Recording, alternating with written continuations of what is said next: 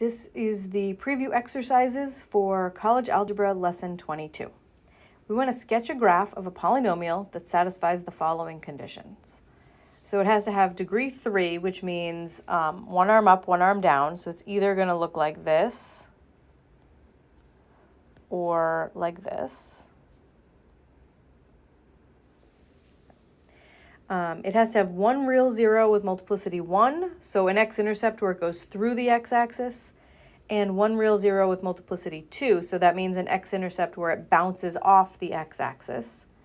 It didn't tell me what they are, just one of each kind, and a positive leading coefficient. So that means that I'm actually going to do this end behavior, not this one. Right arm up, left arm down.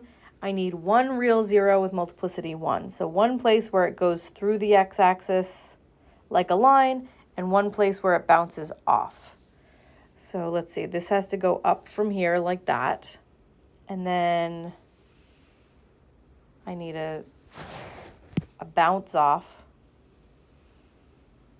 at the other x-intercept, something like that.